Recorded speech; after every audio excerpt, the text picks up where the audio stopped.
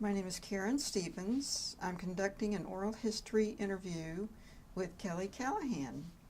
And this is Thursday, August 10th, 2017, and this is for the Women's March Oral History Project in conjunction with the Georgia State University Library's Special Collections Department and in cooperation with the Atlanta History Center.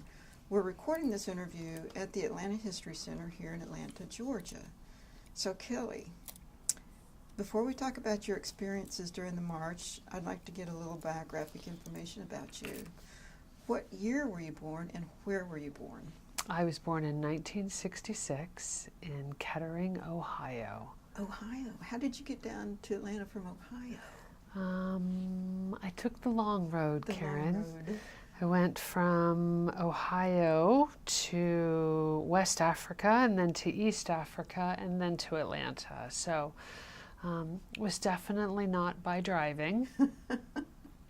I had studied as my undergraduate degree. I had a dual major in communications and earth sciences, and I wanted to give years to service. So I became a United States Peace Corps volunteer. So for 27 months, I was in Côte d'Ivoire, or Ivory Coast in West Africa. And then from there, I was asked to continue the work I was doing and move to East Africa. And I did that for just over 6 years. So I spent almost 9 years on the continent of Africa before the same organization that I was working for asked me to come to Atlanta. So I moved to Atlanta 13 years ago now. Okay, amazing. That is a bit of a route to get to Atlanta. Describe your family's political leanings. Interesting question. I was brought up with a mother that was a staunch Democrat, and the rest of my mother's side of the family were mostly Republicans, except for two of my aunties. My mother's one of 10. So 7 of them were Republican leaning, and the other 3, including my mother, were Democratic leaning. I was raised by a single mother, so my father's side of the family, I'm not sure of their political leanings. However, what I do know is that they were mostly Democratic, from what I understand from the stories I've been told. But what is your profession? I am a health specialist. I specialize in neglected tropical diseases.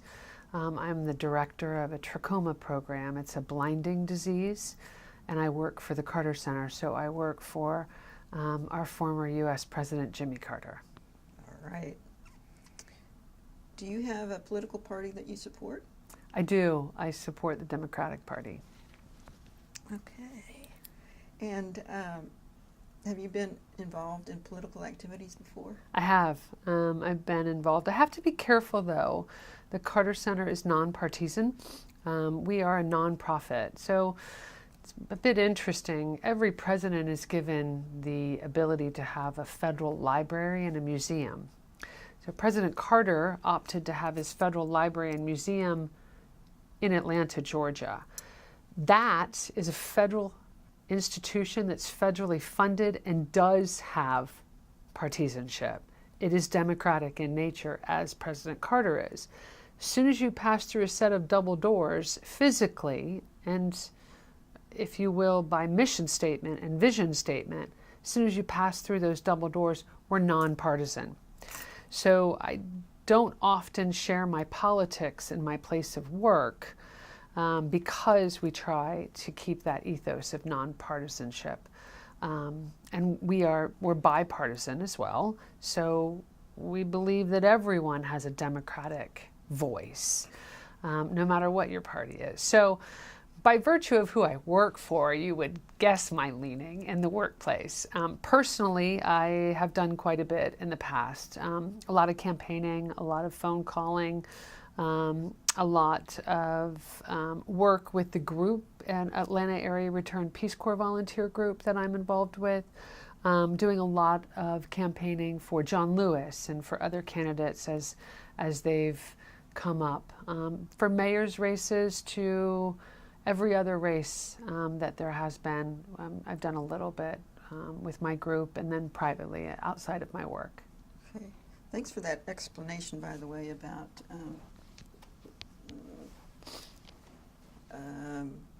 nonpartisanship at federal institutions, as that has come up before, but there has never been a succinct explanation as to why that is, so thank Sure. you.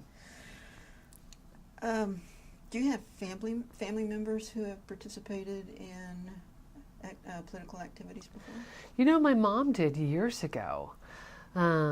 She did a lot of service work, and I don't know if Senator Tony Hall, he was a senator from Ohio years ago, and subsequent to his holding office, he's done quite a bit on famine relief. Prior to his getting into office, he and my mother were good friends. She did a lot of campaigning for him, and so did my sisters. And then she did some other campaigning for other Democratic candidates as well. So she actually did quite a bit in her younger days. Oh, okay. Have you participated in any marches other than the Women's March? This was my first political First march. one? Oh, that's not true. Wait. No. This was my first political march. I participated in the March for Science, but I did that in Geneva, Switzerland. I wasn't here in Atlanta, so I participated elsewhere. So that followed the Atlanta Women's March. So yes, this was my first march. Okay, understood.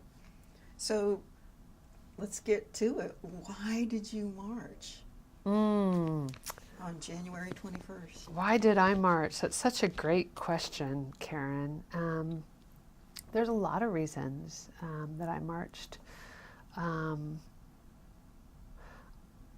I wasn't marching against anything. I was marching for. And I felt that I needed to be part of my contemporary society and be in solidarity with my contemporary society. Women, gays, transgenders, whatever sexual orientation someone has, whatever gender someone is, and then science as well. I felt like there was so much under threat.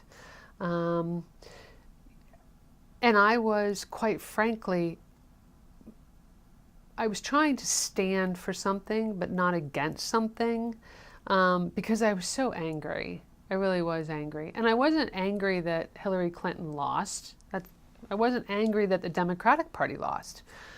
I was angry that a man such as that could have been elected by what I thought was an intelligent population. So I was embroiled in anger within me, and to turn that anger into something more positive, and again, to be in solidarity with my community, my contemporary community, and my peers. You know, I wanted to stand with them. I wanted to be together with a group of people that wanted to be heard. I wanted to be heard, and many voices make us stronger. Together we're stronger. So it was important to me from that perspective. I won't lie that I wanted there to be a showing of strength, not necessarily to put a party, the Republican Party, on edge. I wanted to put Trump on edge. I wanted him to see that there were a lot of people out there, and not just women, and not just gays, and not just transgendered, and not just blacks, but I wanted a lot of people to be out there and for him to see that and then have to deny it. That was important to me. I also wanted to tell my family that I marched. My mom voted for Trump. She went across that line. It was disturbing, quite frankly, especially as a strong single woman and raising 4 children. And 2 of my siblings voted for Trump. My oldest sibling did not. And throughout the process of the election, and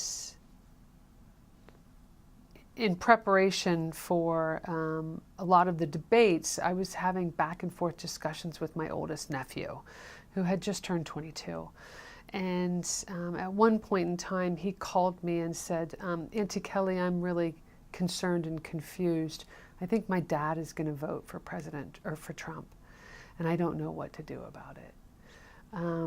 So I marched so I could tell my family that I did it, and to hopefully elicit some sort of discussion with my family members. And I marched as well so I could tell my nephew I did it as well. I thought that was really important. I was really disturbed by my nephew's concerns for what was happening within his own nuclear family. Mm-hmm. So, did you march in Washington or here in Atlanta? Atlanta. Atlanta. I did. Yeah, again, I thought, it's important. I had thought that I wanted to be in Washington, and I made plans to be in Washington, and I thought really long and hard about it, and I thought that if I want to stand for my community, I should be with my community. So did it in Atlanta, and I did it with a bunch of friends and my fiance and a group of people that I felt were important to be with, hold hands with. Yeah. So, what was the issue that was most important? There were so many issues, Karen, that were so important. I think the misogyny issue is probably the most important to me right now, was the most important to me then. I'm kind of over the white male thing in a big way. And I know how that might sound, how it might look, but, there's a lot of history behind that white male statement. There's a lot of colonization, there's a lot of slavery, there's a lot of men know better behind that statement that it just sickens me. And to think that a white male was chosen because of the bravado and because of the degradation of others and the promise of economic stability, instead of kindness and love and community and caring, really upset me. So the misogyny started it, and it led into many bigger issues. Makes sense. Did you see any other issues demonstrated or that people were participating or promoting at the march? Oh yeah, there were quite a few. Even Black Lives Matter, because I think Black people feel under threat, and have for some time because of preconceived notions, the way that we've been trained to think. We've been trained to think that if you see a Black man in a hoodie, it's wrong, it's bad. So Black Lives Matter, that was really nice to see. That was important to me. And it was important, John Lewis led the march, and I thought that was so important. And also, there's a particular character here in Atlanta that, his name is Baton Bob. And he is outwardly homosexual, he is outwardly flamboyant, and he is outwardly political, and he led the march. So it was really awesome to see Black people, Black gay people, Black flamboyant people out there marching with everyone else. Transgender issues were really a big part of the march as well. I marched with a transgender child, and it was important to me for them to know that I was with them as well. There were a lot of issues besides just gender and race and sex. A lot of people were there saying, talking about science and how science is important and not fighting science, and religion. I don't think we knew the extent of how important the discussion around religion was going to be in the months after the election, but there were a lot of people that were taught, that had signs up that had some religious slogan, just because I'm Muslim doesn't mean I'm bad, things like that. So there were a lot of different issues that were being shown and discussed and marched for. Mm-hmm. A lot. Yeah. Was this your first time participating in a protest kind of march?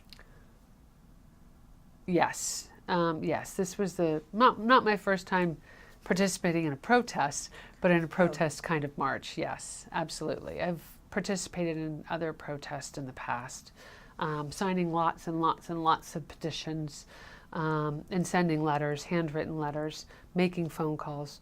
So I've done things like that in protest, but not in mass like this before. Right. So tell me about how you got to the march.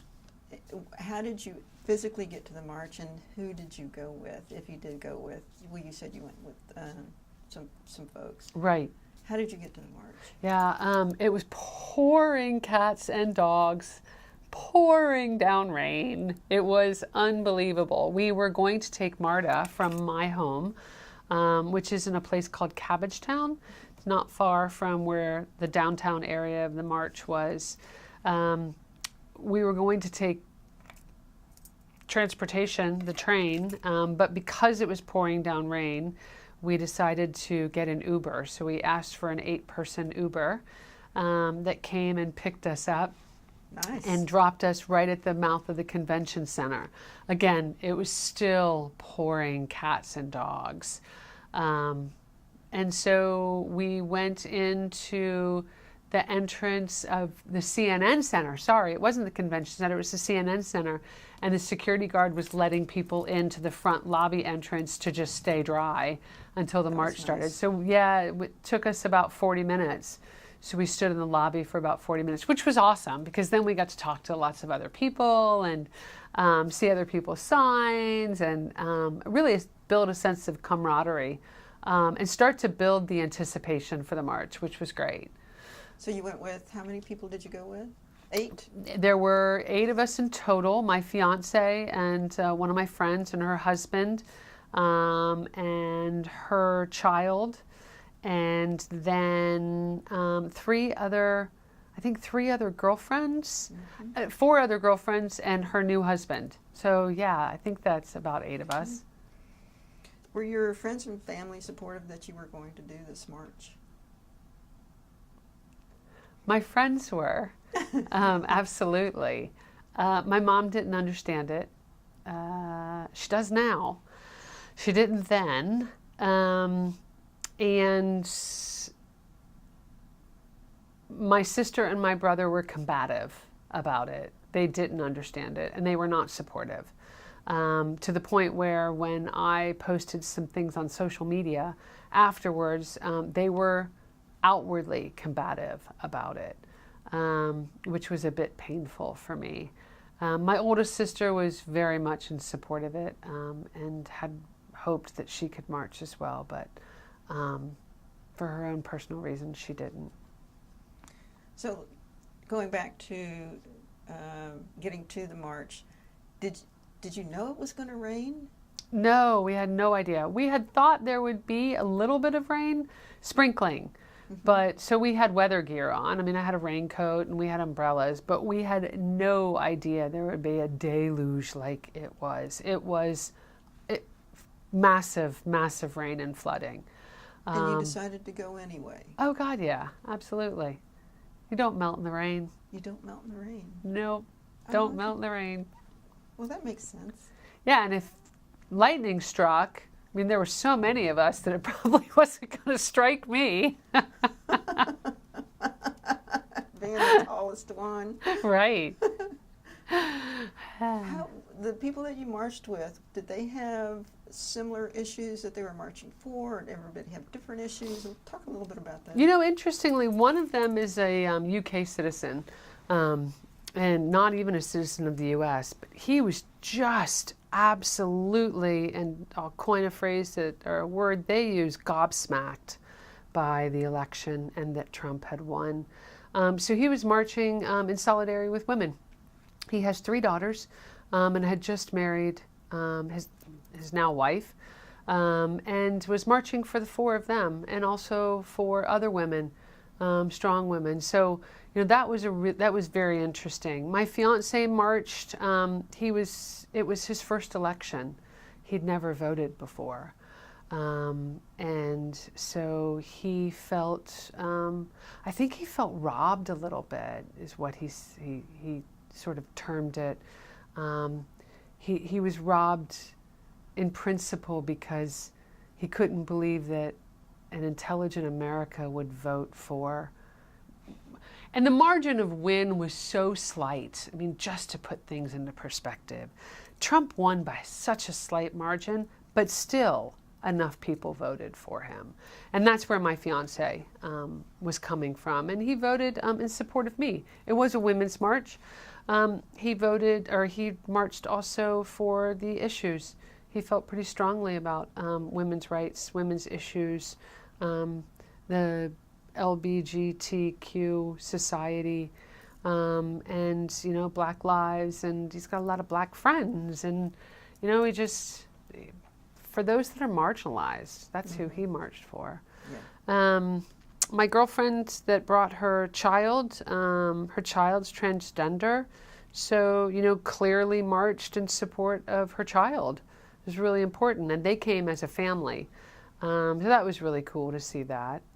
So we all had different reasons, but mostly marching together for the marginalized and for what we perceived as, in principle, a wrongdoing. Yeah. So you got Uber. Uber picked you up, and you got to this CNN, the area where the human rights building is, right? That's where it started. And so the rain eases up, I suppose, and you start to move towards the beginning of the march. What did you see? What did you hear? What was the demeanor of the crowd at that point?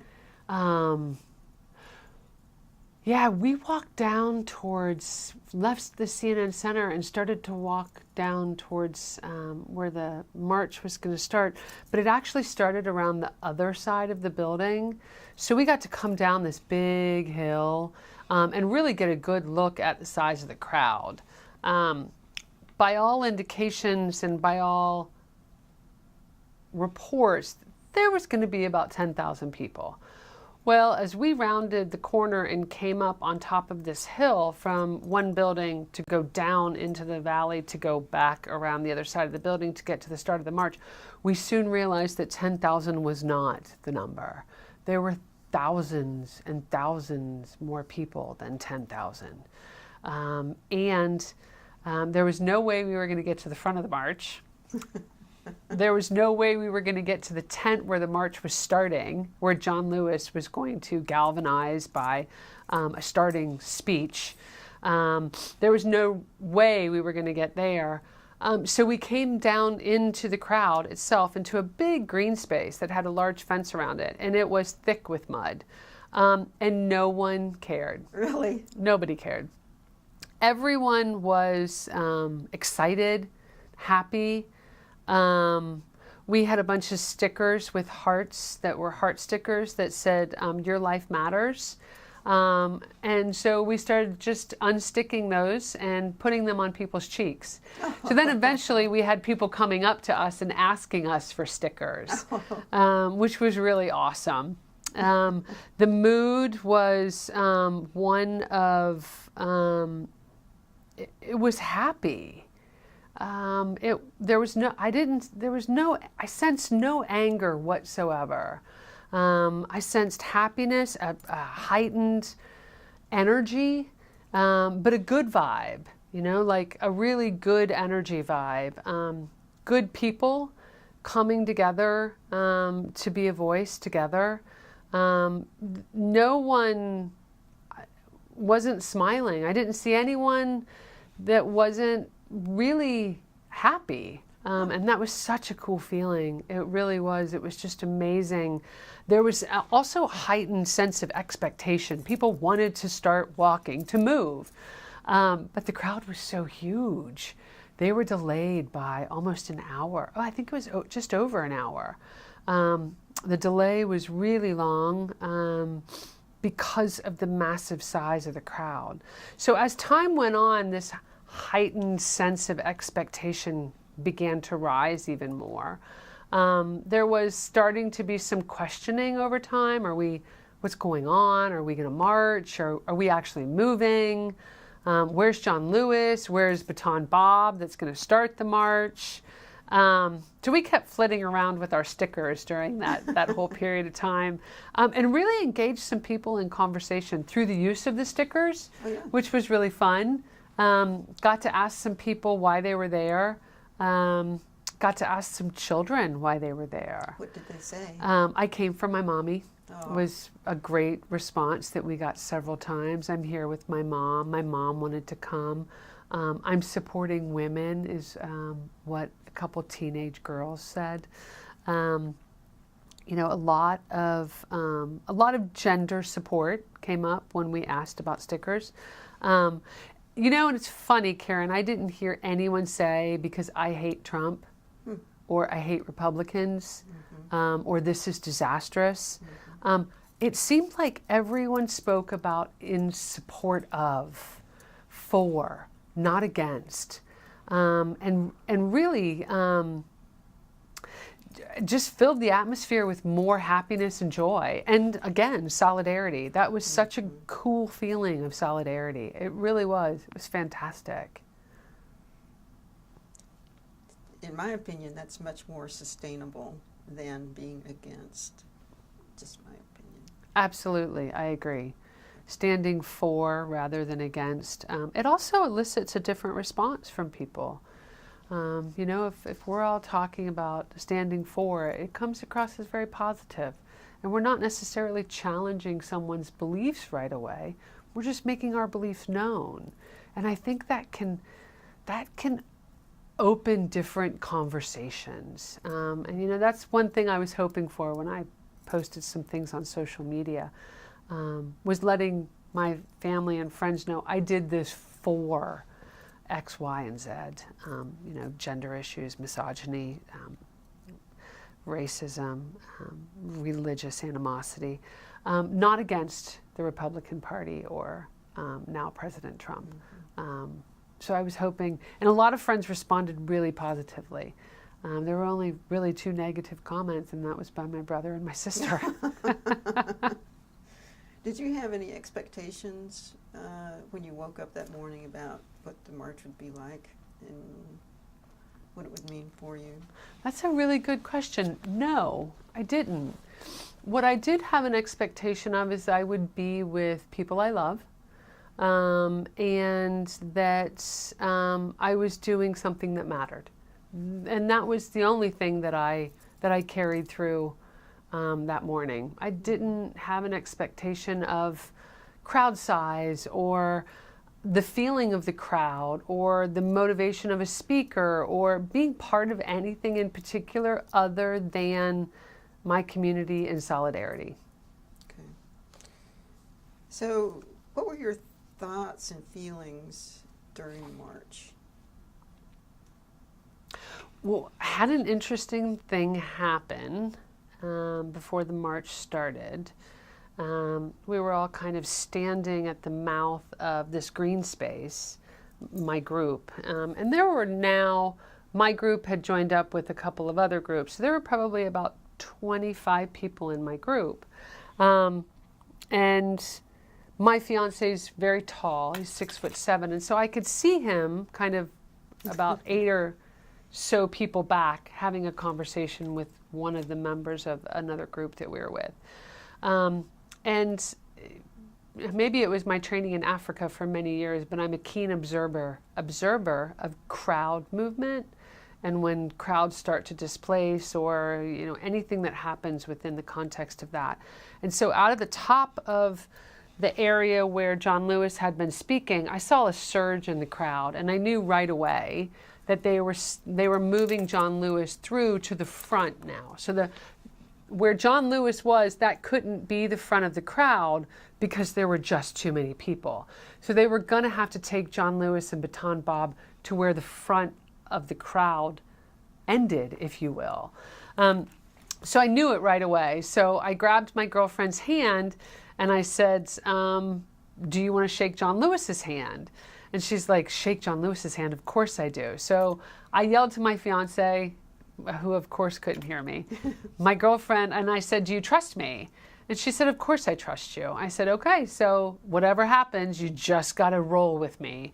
Well, she grabbed her new husband's hand, who tried to grab my fiance's hand, and I just pulled, and we then made our way and got right behind John Lewis and his two security people.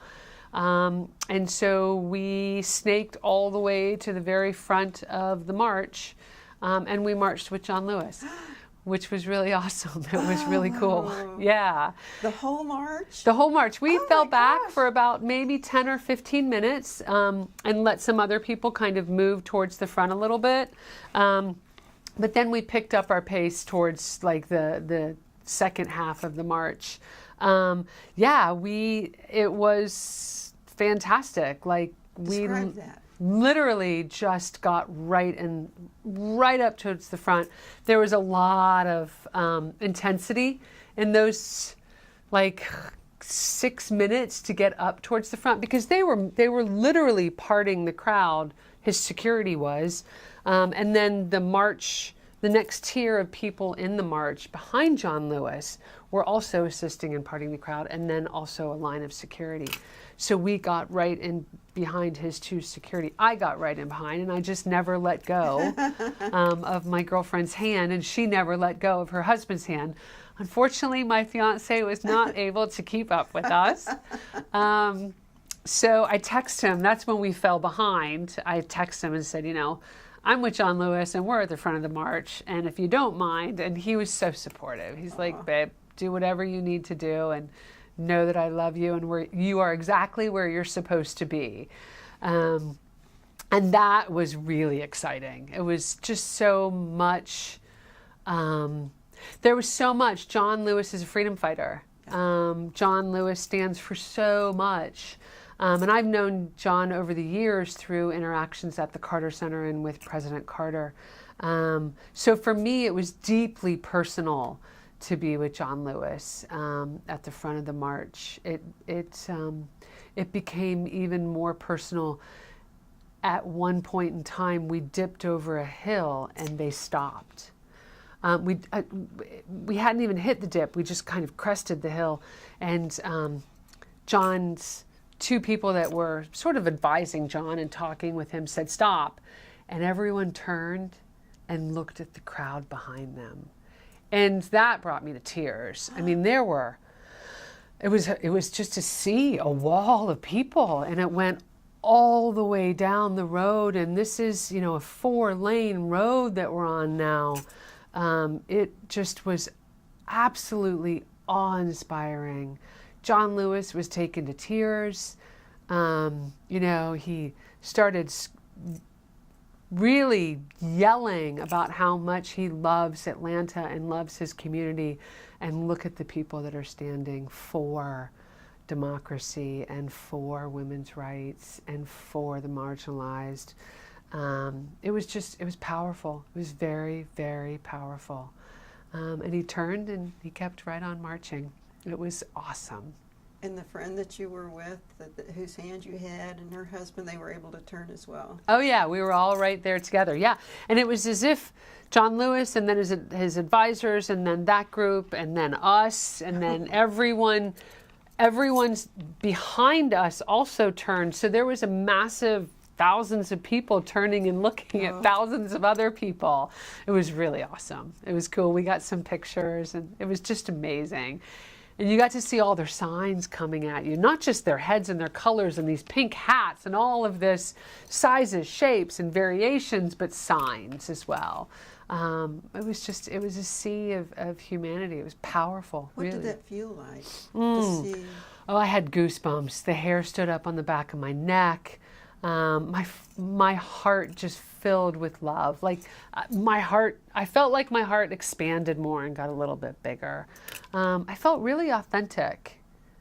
I felt a part of something much bigger than me. And I felt like I was in communion with my society, my contemporaries.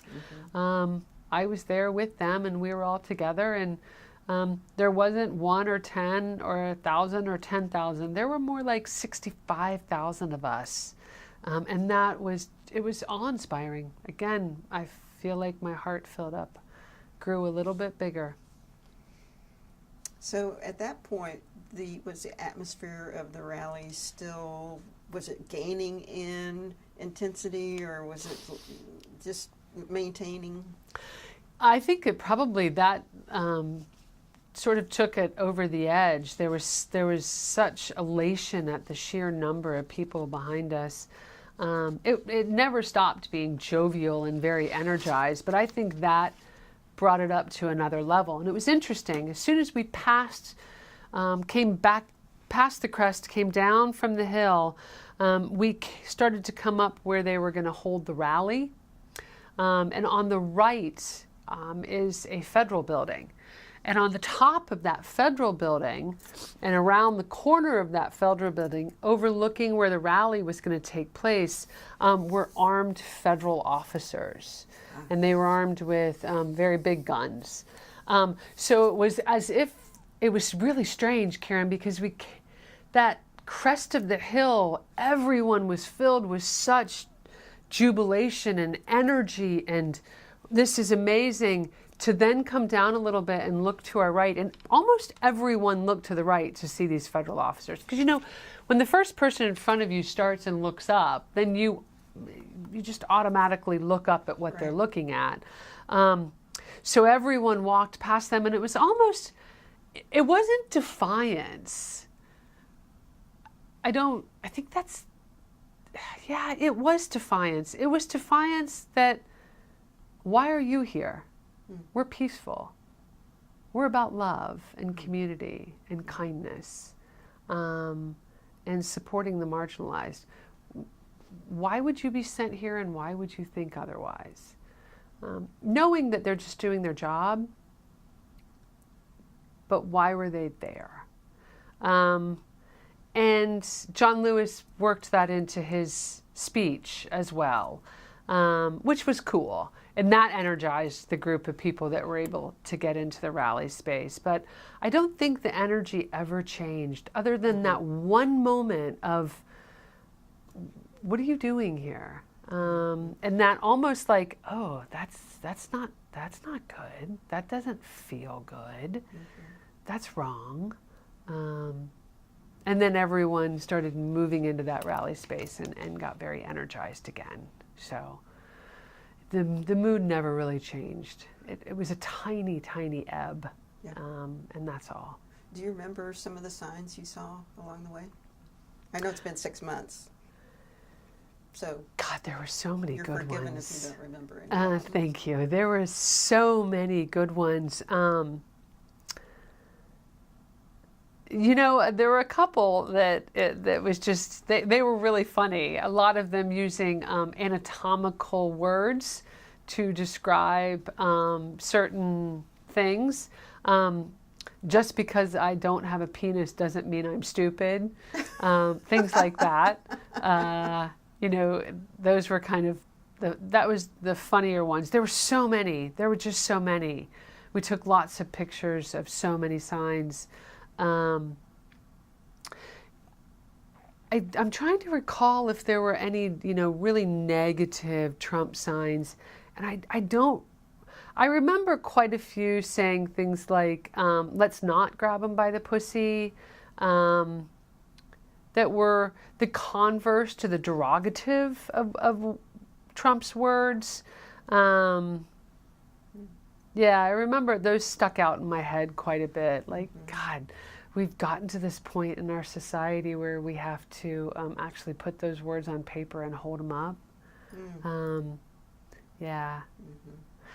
The hats startled me.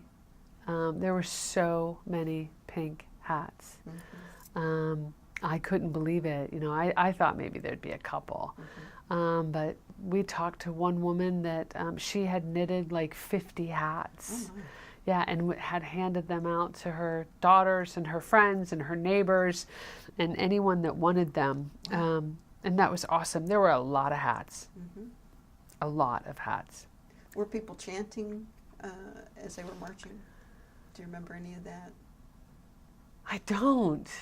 No, I was just so, I was just listening to there was just so much.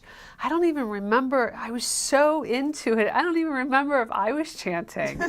That's so funny you ask. I just was arm in arm and hand in hand, and we did that the whole march. We talked and laughed a lot about the people around us, and we interacted a lot with people around us. Oh, good. You know, a lot of different jokes were being made about the signs, or about, you know, having a penis or having not having a penis, and what that does for you in the world, about being white. White males saying, you know, we're here despite the fact that we're a white male, don't hate us, and things like that. Yeah, there was, I don't remember chanting at all, but I do remember a lot of interaction. And that was really fun.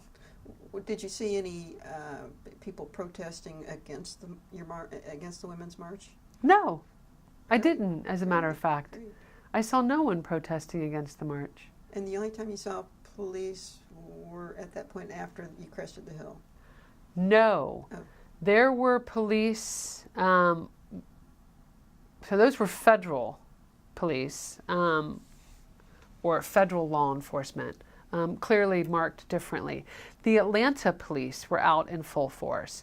And I'll tell you what, they were kind and gentle and stewardly. They were so sweet to everyone. There was one young female police officer that was at a barricade, and she was giving out hugs. Yeah, it was really, really sweet. The Atlanta police were fantastic from my perspective, and I heard it. We walked home from the march. We walked to my home from the march, because it's not far at all from where we ended, maybe a mile and a half. So we got to interact with a lot of people on the way home, including the Atlanta police. And then when we got home, to my home, we all had snacks and teas and drinks and things like that, and talked about what went on. And one thing that strongly came up, was how fantastic the Atlanta police were. Everyone had different interactions with the Atlanta police, and everyone said something positive. And that was really awesome. That was really nice. I was really happy to hear that. What were some of the other things that y'all talked about after the march? The sheer size of the crowd. Oh, yeah. It was just, and again, because we were at the front, we walked into the rally space, and it was fenced, and they closed the gates of the fence right when they hit what they thought was around 2.5, maybe 3,000 people.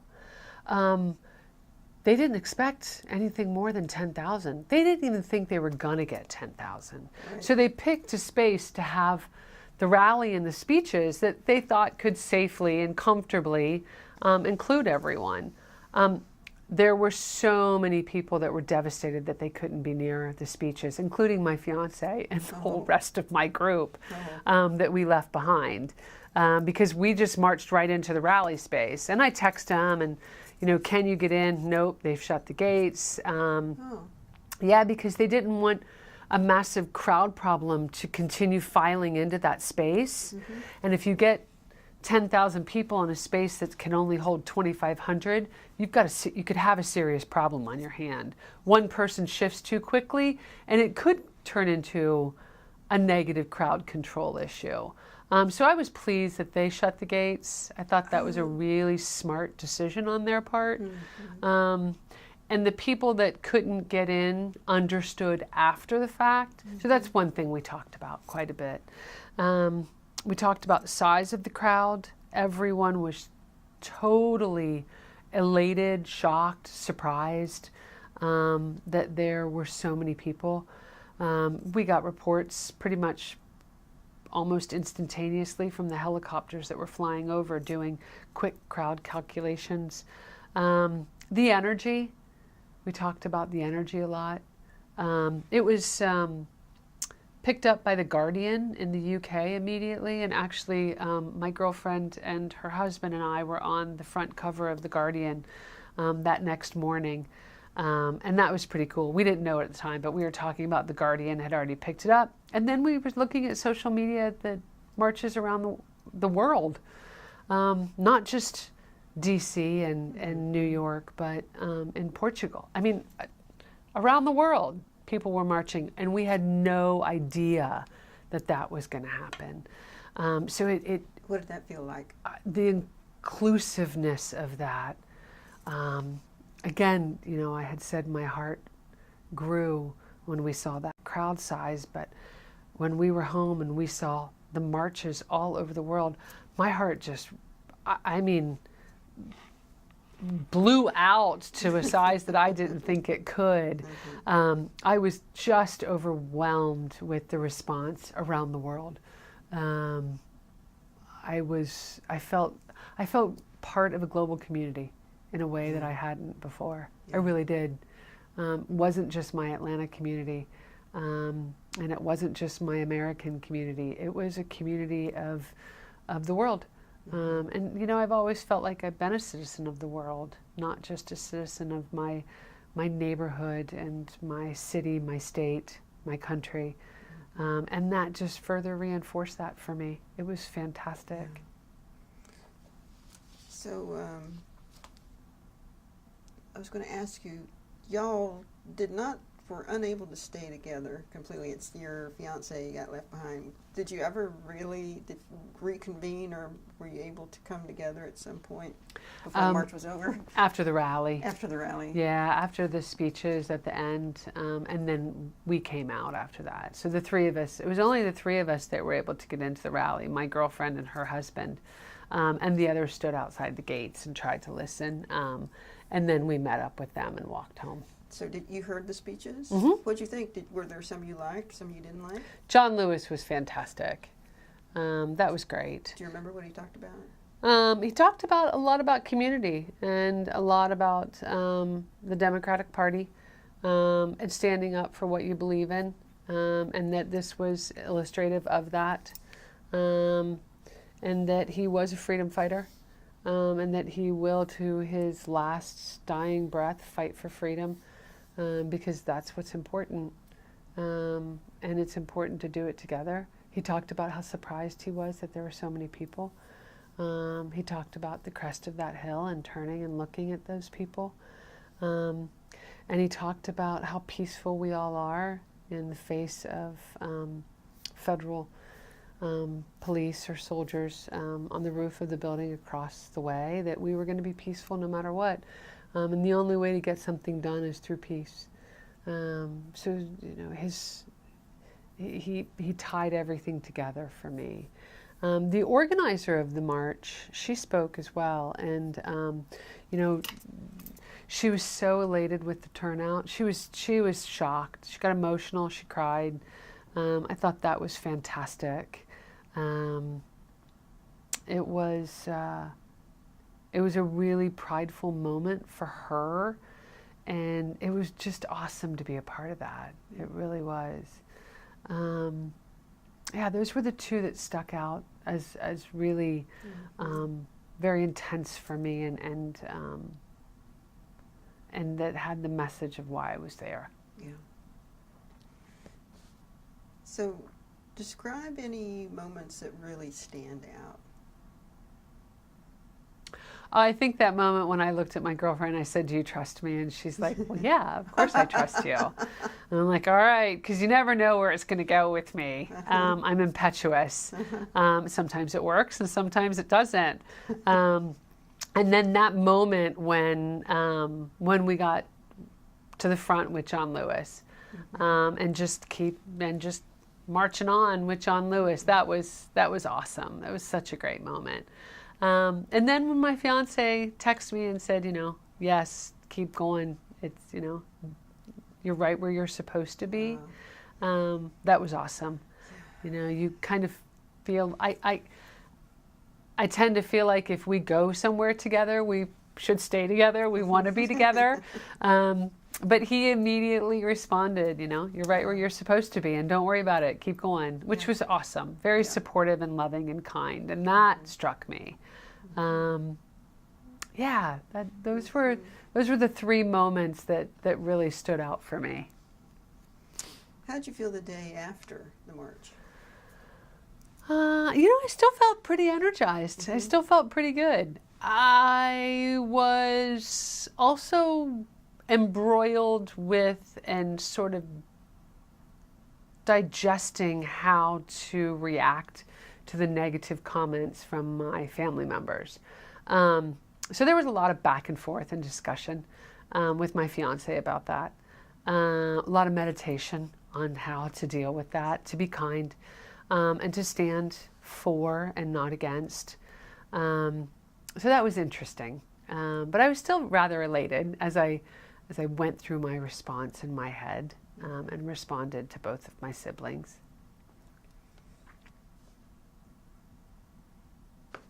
Already asked that. And you talked a little bit about your family and the members of the family that were still struggling with the march, and then the ones that were not struggling with the march. How did you talk with them afterwards? Interestingly enough, my nephew called. He was super excited. He's an awesome kid, and he's like, thank you for marching, and it was awesome to see so many people. And then I saw the Guardian article, on the front page of the Guardian, and it's just this sea of people. You can pick John Lewis, myself, my girlfriend, and her husband out. So I sent him that, and he's like, this is so awesome. So that was really nice. I got a lot of positive feedback from friends. I did not get any feedback from my mom.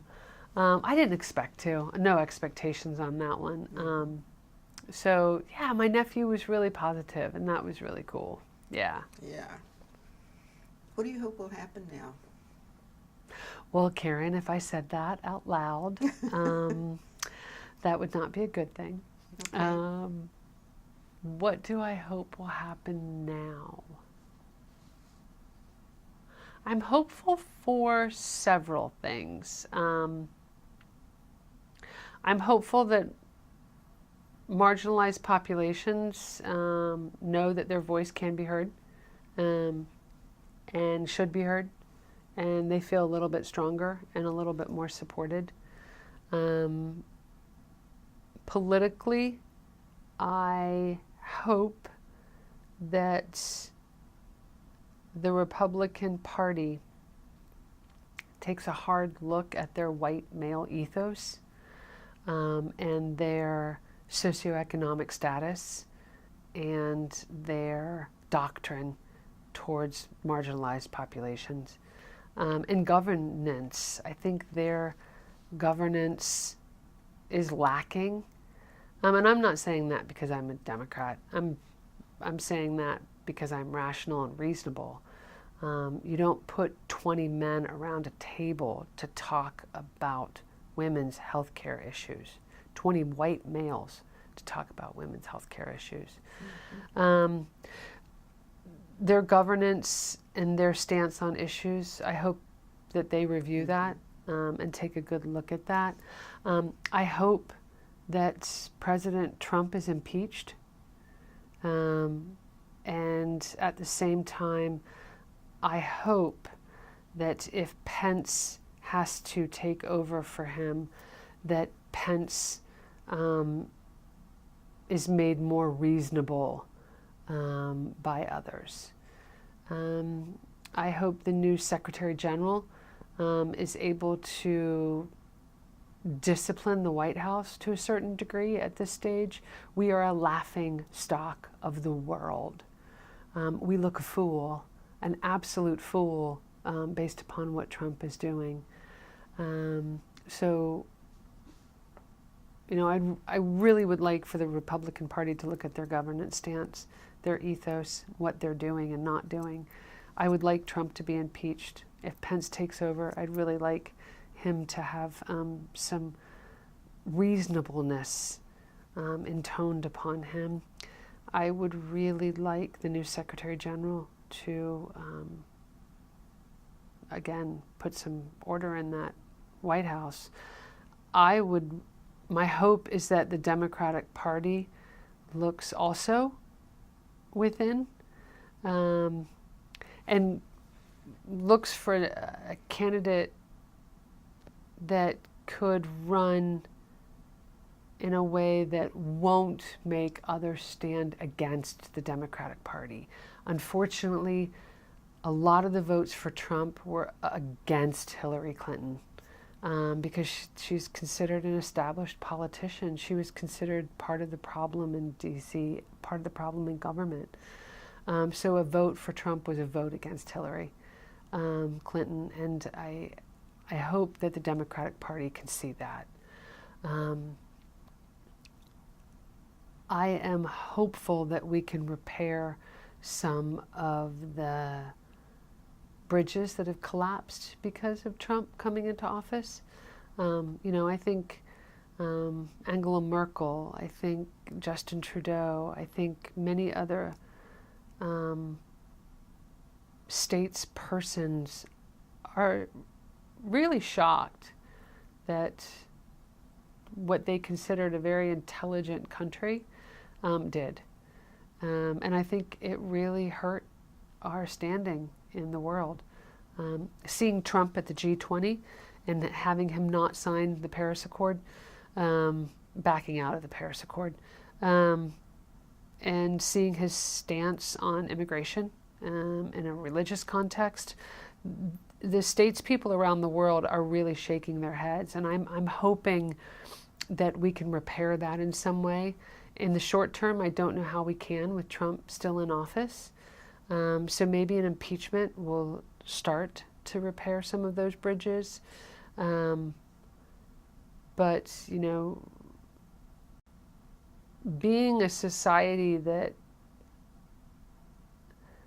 the Statue of Liberty stands for is lost right now by our government. And I think I'm hopeful that we'll regain that. Bring us your hungry and your poor. That's what we are. We're a melting pot. The only people native to this land were the American Indians. Mm-hmm. And the white male decimated them, for God's sakes. So we're all from someplace else.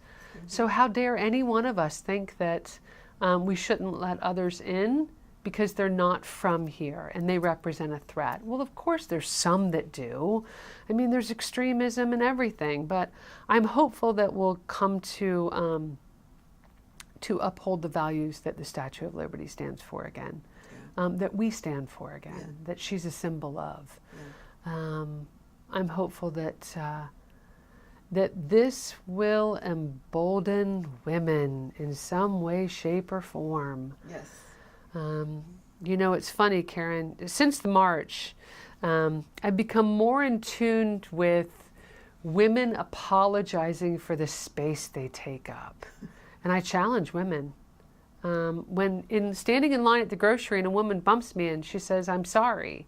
I said, "What are you sorry for?" And that's a minor example. I'm sorry, but I have a point to make. Why are you sorry? Mm-hmm. Just make the point. Mm-hmm. Take your space up. It's your space. It's yours. Grab it. So I hope this emboldens women more. Women that might not have been emboldened. I have been fortunate. I've broken through several glass ceilings.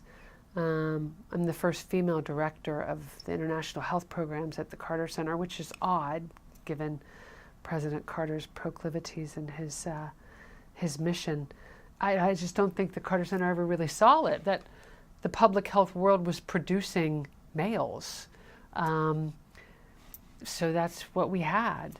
But even before that, I was a country director in a war zone for the Carter Center. I I am a strong female, so I have no problem taking up space. It's other females that might be on the edge, that might have thought, well, yeah, a man can do whatever he wants to me. I mean, he's a man, right? That I hope the Women's March emboldened them, and Trump's continued irrational and unreasonableness, and quite frankly, the misogyny emboldens them even more. So I'm really hopeful that women find their voice more through this election. Good answer. Is there anything that you fear? I fear a nuclear war. I fear Trump.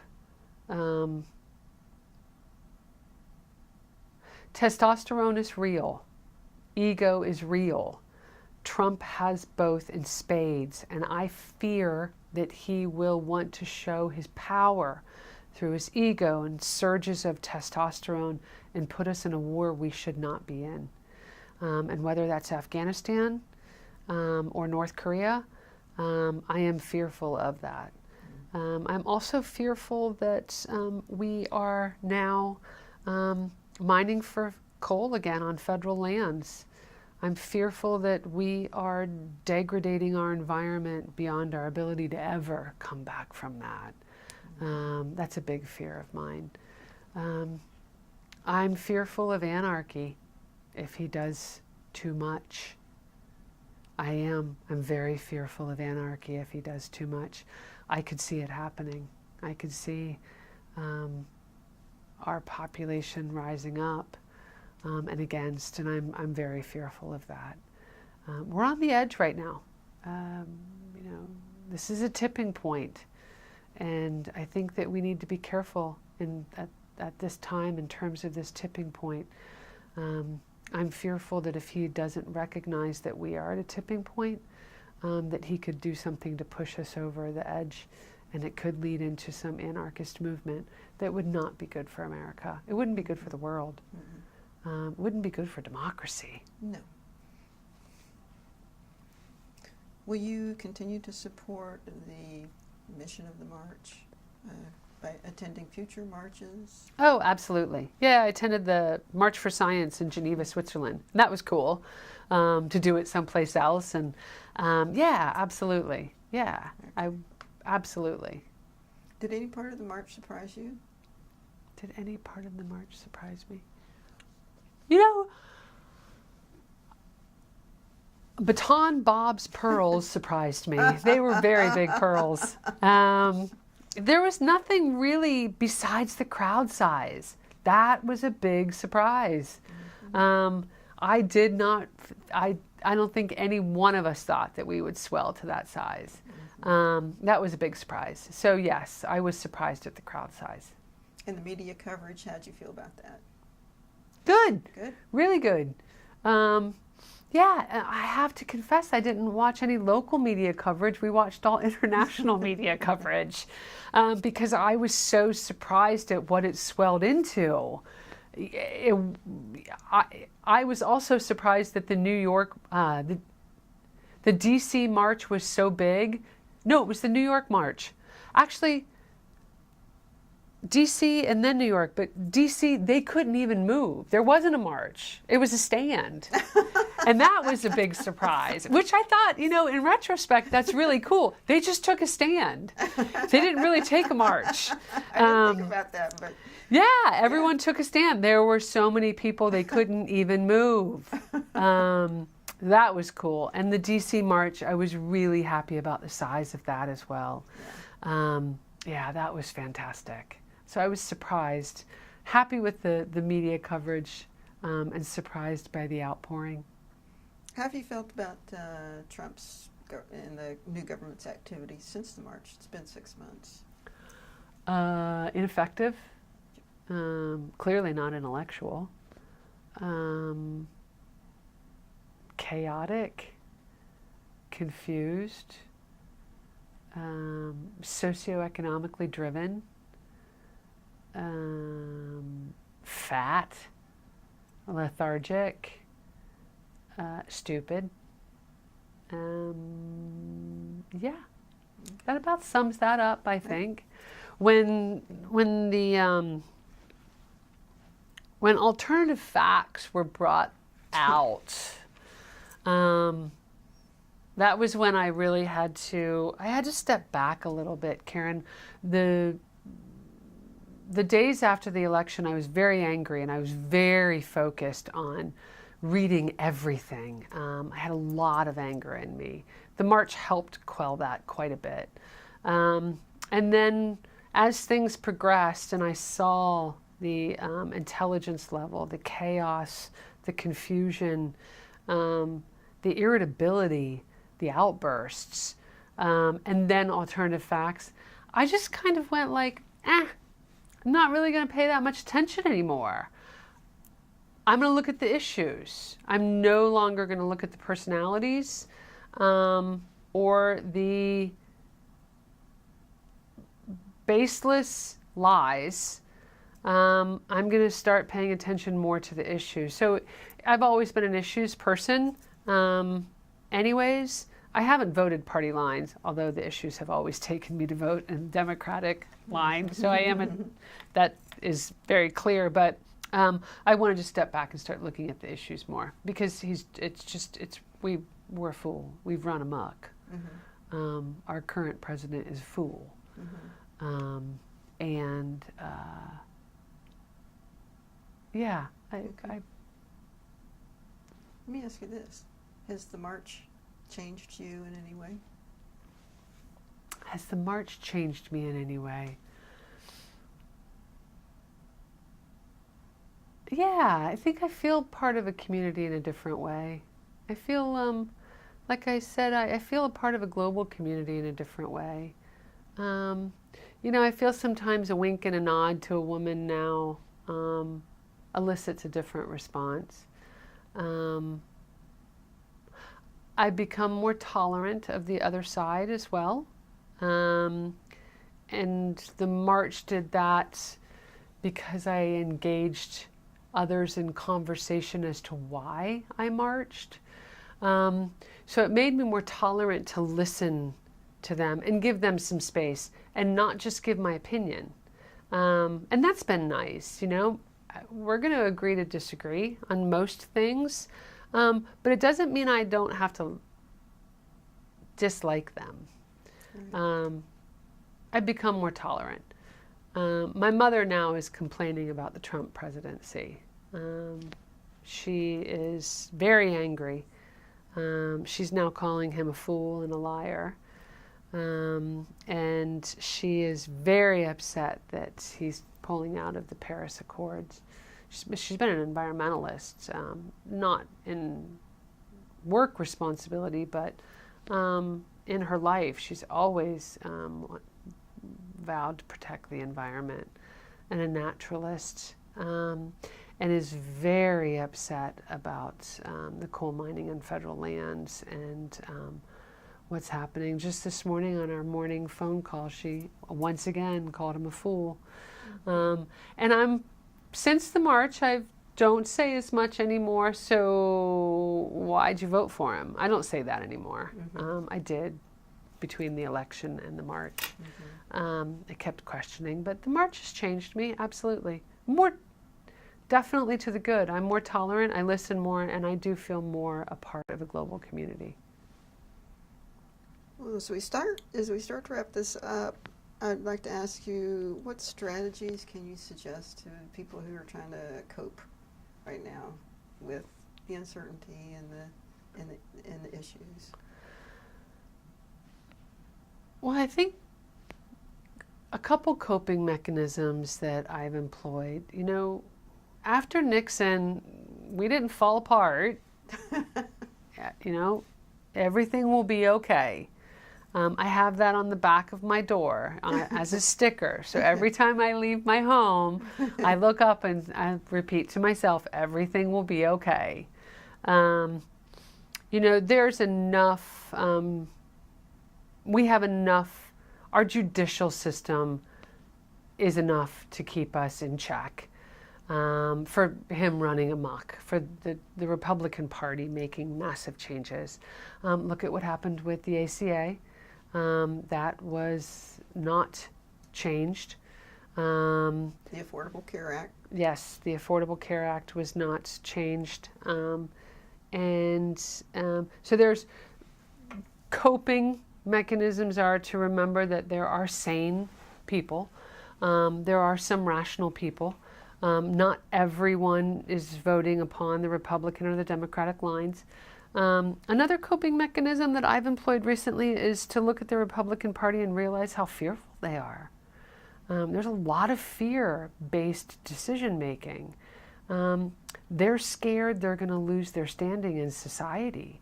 They're scared they're going to lose their wealth, not realizing in the long run that it's a good thing that we help take care of each other and that we're community-based and we are socialist, if you will, in our actions towards our fellow human beings, but they're being very protective. So one of my coping mechanisms is to realize that it's a lot of fear-based decision making, and also to trust that any changes that are coming or that have been made cannot be changed back again to how they were, or even improved upon with the next election. And another coping mechanism is to remember that we've got lots of elections coming up before the next primary presidential election. So, those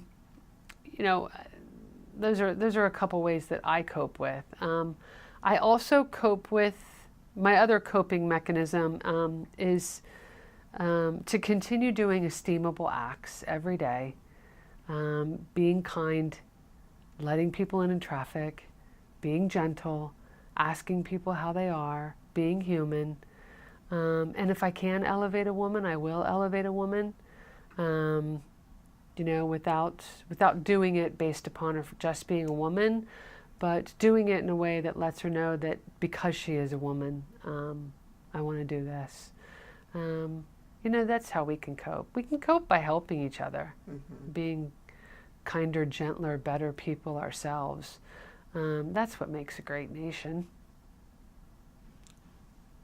Well, Kelly, I'd like to give you an opportunity to talk about anything, any stories that you remember that we haven't talked about so far, anything before, during, or after the march, your thoughts and feelings about the march, where you are today, anything that comes to mind. I'm in a really good space today. I think, in large part to the Women's March, it changed. It changed me. And it wasn't just marching in the Atlanta March.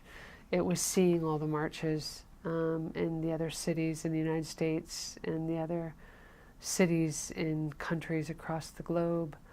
It was Justin Trudeau giving a message about inviting scientists to move to Canada because they're working on climate change. It was seeing Trump not shake Angela Merkel's hand. It's been seeing a couple of those things that has me really hopeful that it's going to be okay. Other people see what a farce this is right now.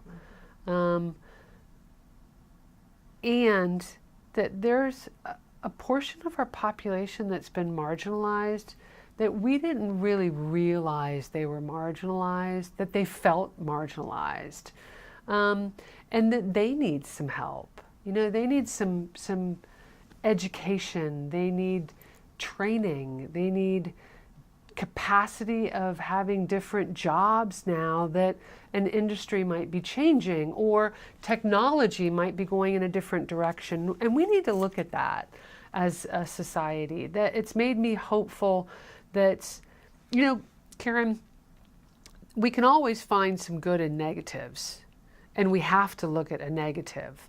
Trump being elected president was very negative in my mind. However, there's a lot of good that's come out of it. There's marginalized populations in America that we did not know felt marginalized. We can look at that and do something about it.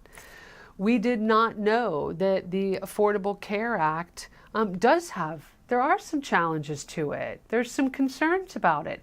It can be made better. We can be bipartisan. We can work together. And, women can have a stronger voice. It's interesting. President Carter is part of a group called the Elders. And it was started with Nelson Mandela. He wanted to create a group of former statespeople, former heads of state, a small group to look at specific issues. And one issue that they have looked at over the course of the past few years is that women are not part of peace negotiations. They're not at the table. They are not part of sustained peace. And without women, who are virtually the backbone of a lot of productiveness in our societies, are not sitting down and being part of the solution. And I'm really hoping that the march, the Women's March, which wasn't just about women, but the Women's March will highlight the role of women in everything. It's not just in science, it's not just in business, it's part of the hard conflict negotiations. It's on the battlefield, it's the front lines, and women need to be there. So there's so much that came out of this that we can really have an opportunity to look at everything negative and turn it into some positives and elicit some positive change. So I hope that happens. I hope that momentum doesn't stop. I've seen it happen. I hope the momentum doesn't stop because, change is good, change is hard. But learning from negatives and making positive change, it just makes us a better society, better humans, more caring and more loving. And I hope we continue to strive towards that. Kelly Callahan, thank you so much for being a part of this project and sharing your thoughts and feelings and emotions about the march, and speaking from the heart and being authentic and articulate, and I really appreciate you doing this. Absolutely. It was my pleasure. Thank you, Karen.